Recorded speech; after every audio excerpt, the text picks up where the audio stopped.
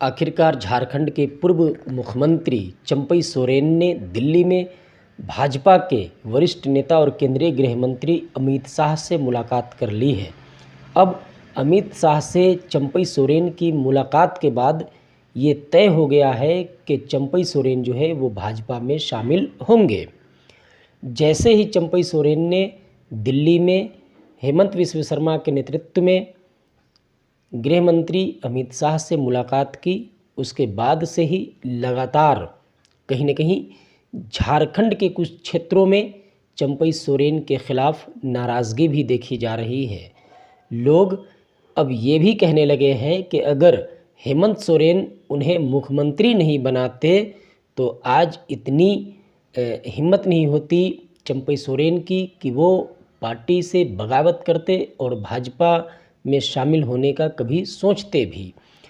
कहीं न कहीं चंपई सोरेन के इस कदम को लेकर के लोग हेमंत सोरेन के उस फैसले पर भी सवाल उठा रहे हैं जब जेल जाने से पूर्व जो है खुद हेमंत सोरेन ने सबसे पहले मुख्यमंत्री पद के लिए चंपई सोरेन का नाम आगे किया था। बहरहाल ये तो खैर बात की बात है। अब जबकि चंपई सोरेन ने अमित शाह से मुलाकात कर ली है तो अब तारीख का भी ऐलान कर दिया गया है कि किस दिन चंपई सोरेन आधिकारिक तौर पर भाजपा में शामिल होंगे। तो आपको बता दें कि 30 अगस्त का जो है तिथि निर्धारित किया गया है। रांची में कार्यक्रम होगा और उस कार्यक्रम में अमित शाह भी शामिल होंगे और अमित शाह की मौजूदगी में चंपई सोरेन जो है वो भाजपा में आधिकारिक रूप से शामिल होंगे।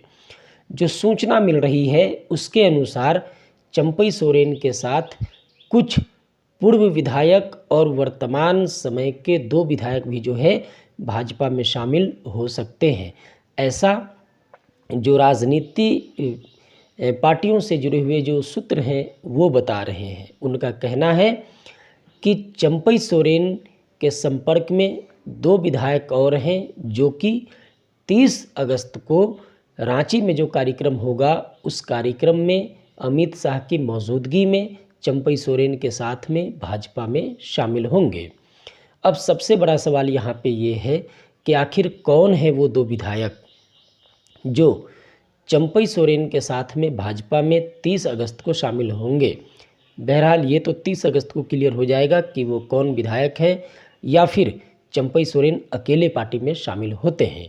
लेकिन अब जबकि ये खुल करके सामने आ गया है कि चंपई सोरेन भाजपा में शामिल होंगे तो सरकार की सेहत पर क्या असर पड़ेगा। अगर चंपई सोरेन अकेले भाजपा में शामिल होते हैं तो सरकार की सेहत पर कोई असर नहीं पड़ेगा। उनका मंत्री पद छिना जाएगा, भाजपा में शामिल हो जाएंगे। लेकिन अगर कोई और विधायक जाता है भाजपा में, जेएमएम को छोड़ता है तो सरकार कहीं न कहीं अल्पमत में आ जाएगी, बहुमत खो देगी। क्योंकि जब हेमंत सोरेन मुख्यमंत्री बने थे उस दौरान जब शक्ति प्रदर्शन हुआ उसमें गठबंधन की सरकार को या आप यूँ कह लें हेमंत सोरेन की सरकार को बहुमत से 3 सीट ज़्यादा मिली थी। लेकिन अब वैसी परिस्थिति नहीं है।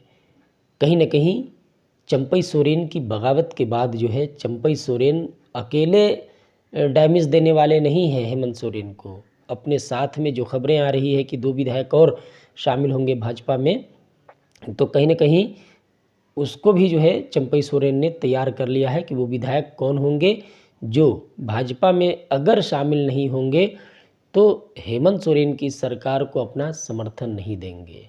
ये भी उन्होंने तय कर लिया है। अब जबकि तारीखों की ऐलान हो गई है कि 30 अगस्त को भाजपा में शामिल होने वाले हैं चंपई सोरेन, और सरकार की सेहत पर क्या असर पड़ेगा ये भी, इस पर भी कहीं न कहीं संशय पड़ा हुआ है। तो अब आप ये जान लीजिए कि अगर सरकार बहुमत साबित नहीं कर पाती है, जो हेमंत सोरेन की सरकार है अगर वो बहुमत साबित नहीं कर पाती है तो ये तय है कि राज्य में 1 महीने के लिए हो या 2 महीने के लिए हो, जितना भी समय बचा हुआ है उतने समय के लिए राज्य में राष्ट्रपति शासन लगेगा, राज्यपाल राज्य को चलाएंगे।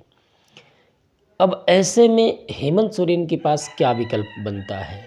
तो हेमंत सोरेन जो है, जिस तरीके से अभी आप देखेंगे, जिस दिन से चंपई सोरेन ने बगावती तेवर दिखाया है, ये अलग बात है कि कोल्हान क्षेत्र में उनके समर्थन में लोग हैं, लेकिन बाकी के प्रमंडल में कहीं ना कहीं चंपई सोरेन को लेकर के नाराज़गी भी देखी जा रही है। लोग ये बात कर रहे हैं कि जिस पार्टी ने चंपई सोरेन को मान दिया, सम्मान दिया, समय आने पर मुख्यमंत्री तक बनाया, उस पार्टी से जब वो बगावत कर दिए हैं तो जो राज्य की आम जनता है, भला उसका वो उसके साथ में वो जो है वफा कैसे करेंगे। इस तरीके की चर्चा शरेआम अब चल रही है। लेकिन हेमंत सोरेन कहीं ना कहीं अब जो है भाजपा पर भी हमलावर होंगे और चंपई सोरेन पर भी हमलावर होंगे। इन मुद्दों को लेकर के वो क्षेत्र में जाएंगे और आने वाले चुनाव के लिए अपना राजनीतिक माहौल तैयार करेंगे, क्योंकि हेमंत सोरेन ने चंपई सोरेन को मुख्यमंत्री बनाया। इस फैसले से कहीं ना कहीं पार्टी के अंदर ही बहुत लोग खुश नहीं थे।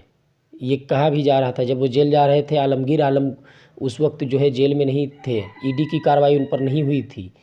ईडी की कार्रवाई जब हेमंत सोरेन पर हुई, उस दौरान सबसे पहला जो सुझाव आया था कांग्रेस के तरफ से या फिर जेएमएम के भी कई नेता जो है वो ये बोल रहे थे कि आप जो है आलमगीर आलम को मुख्यमंत्री बनाइए, जैसे ही बाद में परिस्थितियां सामान्य होगी, आप जेल से बाहर आएंगे, आलमगीर आलम जो है वो मुख्यमंत्री का पद आपको सौंप देंगे।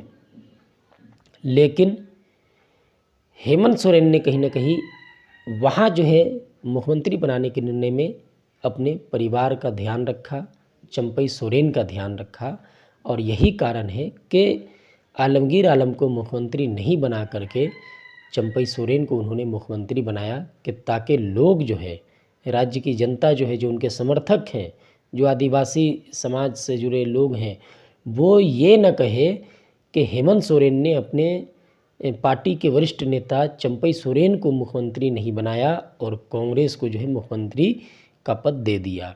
क्योंकि ऐसी चर्चा थी कि या तो जो है आप आलमगीर आलम को बनाइए, या फिर कुछ लोग ये भी कह रहे थे कि रामेश्वर उरांव को बनाइए अगर आदिवासी को ही बनाना है तो।